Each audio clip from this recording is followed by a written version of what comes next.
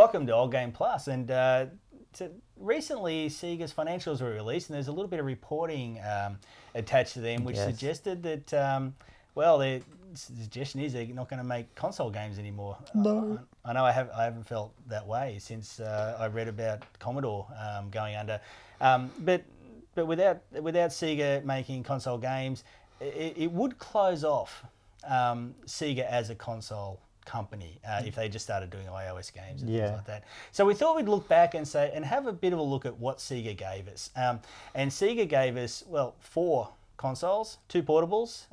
Which is the same, 4 consoles and 2 portables is the same as Sony gave us so far. And it's 2 portables more than, and 1 console more than Microsoft. Yeah. So we got a lot out of them. It started with, if we go right back to the video game crash back in the early 80s, that destroyed the American video game market. The big beneficiaries were the Japanese video game. So Sega, Nintendo, and it formed that rivalry that's still around, you know, in a lesser form today. Well, there was some great trolling involved, so I really enjoyed it back then. But all the other beneficiary out of there, which we'll get to in a future episode, is Commodore releasing a little computer as well. But the original Sega console was the Master System, which came out in 1985. Yeah, the Master System actually had a more powerful graphics processor than the NES, which was competing against at the time.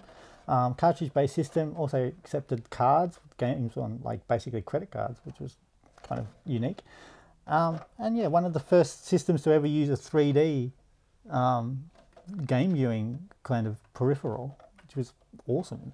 Very early too, back in '85. Yeah. Their next console was really the Mega Drive or the Genesis, depending what country your area of the world you lived in. And that was really their glory days. I mean, they sold 40 odd million of these. They sold about 10 million of the Master System. But the Mega Drive was the big one. And the Mega Drive was also the birth of Sonic. Yeah, I was going to say, so that's where Sonic really started to appear. Now the other consoles we had. Now I was very surprised the number of CDs, the CD add-on for this that were sold. About 3 million CD. And about 500,000 of the 32-bit add-on. The 32X, yeah.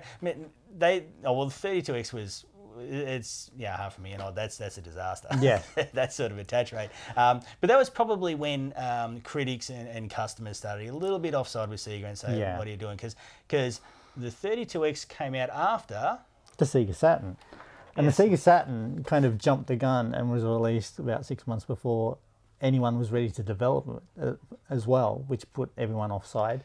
Put Walmart and Best Buy offside as well because they didn't stock it. Because kind of silly. So well done, Sega. So some bad marketing decisions around this era, but awesome console, awesome games on it. But still, a little bit hard to develop for though. The numbers sold were about the same as the Master System. So still only it's just under 10 million. Master System sold about 10 to 13 million. The next console they released, and their last, and probably one of the best, was the Dreamcast. They sold about, 10 million, 10.6 million or something like that, apparently. So first HD console ever, first one with online connectivity. Such an awesome screen console. and the controller, great stuff. But one of the things there is that the Mega Drive sold big, the other 3 sold small, but that was as the video game market was getting bigger. And it was expanding, and the numbers for the PlayStation absolutely dwarfed those ones. Now, one of the things that really dogged Sega while they were making the consoles, they were making great first-party games. They were making them great, and they had their AM departments, but they really had a lack of second-party support. Yeah, so Nintendo had people like Rare and Game Freaks who made the Pokemon series working directly for them, whereas Sega was kind of structured in a different way, where it had a department in America and a few departments in Japan, and they sometimes didn't agree on using each other's. The famous fight between the Sonic and the Knights. So Knights was made in Japan using a certain engine. Sega Team America made the Saturn Sonic game using the same engine, and then they said, no, you can't use that engine. Now when they went to multi-platform, because we're talking about that competition there at the second parties, when they took their games out to the general wider console and PC market, it seemed like, and this is probably something Nintendo would have to worry about, they were then competing in a different demographic. Sony had a different sort of market for the PlayStation, different way of marketing it, and all of a sudden their games weren't system exclusives. All of a sudden they were in with the rest of the crowd. So if you take a platformer goes out and all of a sudden compete with other platformers and so on. But one of the things that was really strange during that time is, did we see too much Sonic? Yes, we did. Sonic in 2D form was fantastic on the Mega Drive Master System and the portables. Once they moved to 3D, they skipped Sonic pretty much on the Saturn, and when they moved to 3D on the Dreamcast, he was okay. And once they were out of the console market, he just got worse and worse and worse. Added characters that cat, I don't know. Sega, please. But and so we had a sequence of Sonic games, which meant they were ignoring some other franchises. Now, one of the things Sega had done, especially in the last 2 consoles they had, they built up an amazing library of franchises, of great games. But the bad thing about it is there's only 1, sometimes 2 of each of those games. Like things like Space Channel 5, Jet Set Radio, they're really unique games. Sega Bass Fishing, they just didn't do anything with it. They concentrated too much on Sonic.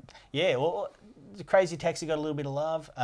Baku Baku, which is one of the greatest puzzle games we ever played. There's only 1 edition. Fun. Yeah, just on the Saturn and gone. Choo-Choo Rocket. Yeah, and some other games just like disappeared. And Panzer Dragoon. Panzer Dragoon. That was massively popular. Why? I mean, sure, companies change and everything, but why Sega didn't at least try and keep that going as an ongoing concern? It still puzzles me to today. So we got things like Sonic 2006 and Sonic the Werehog. Instead of what we really wanted. They redeemed themselves a little bit with Generations because that was great. And Sonic Transformed Racing is pretty cool too. Yeah, and the tennis games are right. But when I played the tennis game, it reminded me how many they've let go. Which is a bit of a mistake. Now with if they're going to go to mobile now and we get swipey, jumpy Sonic games, it is a bit of a loss, isn't it? It very much is. And those I don't know how some of those franchises will translate.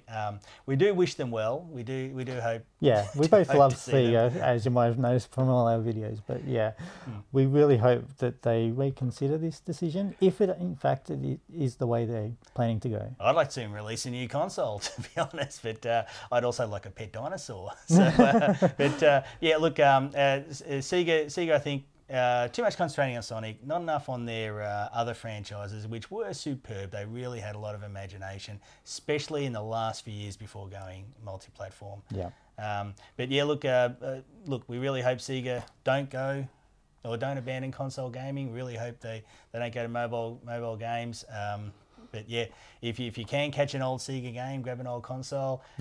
Relive the happy days, because some of Sega's happy days were very happy. Really good.